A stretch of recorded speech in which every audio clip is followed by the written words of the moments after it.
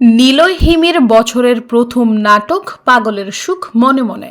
অন্যায়ের বিরুদ্ধে রুখে দাঁড়ানো কি পাগলামি, নাকি সমাজের প্রচলিত নিয়মের বাইরে গিয়ে ভিন্নভাবে ভাবা মানেই সাইকো হওয়া?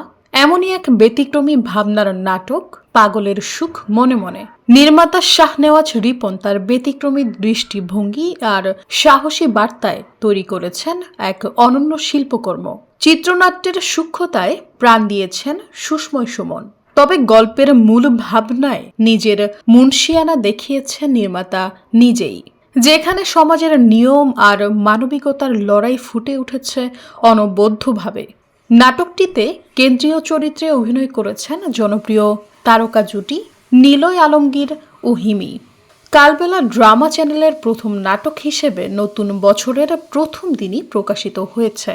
নাটকের প্রধান চরিত্র নিলয়। তার চরিত্রটি সমাজের প্রতিটা অন্যায়ের বিরুদ্ধে প্রতিবাদী হিসেবে প্রকাশ করেছেন। নিলয় বলেন, এই গল্পে আমাকে এক প্রকার পাগল বলতে পারেন, কারণ আমি সবকিছুতে প্রতিবাদ করি। যেমন ধরুন, কেউ গাছের পাতা ছিঁড়ুক বা রাস্তায় বসে থাকা কুকুরকে লাথি দিক, সবকিছুতেই আমি বাধা দেই। এই গল্পের মাধ্যমে আমরা এমন একটা বার্তা দিতে চাই যা আমাদের সমাজের অনেক অসঙ্গতির চোখ খুলে দেবে। গল্পে নিলয়ের পাশাপাশি রয়েছেন জান্নাতুল সুমাইয়া হিমি, যার চরিত্রটি শান্ত শিষ্ট ও সংবেদনশীল। হিমি বলেন, গল্পের কেন্দ্রবিন্দু নিলয় হলেও আমার চরিত্রে আবেগের একটি গভীরতা রয়েছে যা দর্শকদের মন ছুঁয়ে যাবে। অন্যদিকে তানজিম হাসান অনিক তার চরিত্রে ফুটিয়ে তুলেছেন এক ক্ষমতার লোভী তরুণের গল্প, যিনি নিজের চাচার ক্ষমতার দাপটে এলাকার মানুষকে ভয় দেখান। এমনই জটিল সব চরিত্রের মিশেলে গল্পটি হয়েছে আরও মজাদার। গল্পের প্রেক্ষাপট নিয়ে নির্মাতা শাহনেওয়াজ রিপন বলেন, সমাজের সাধারণ মানুষের সংকীর্ণ মনোভাব নিয়ে এই গল্প।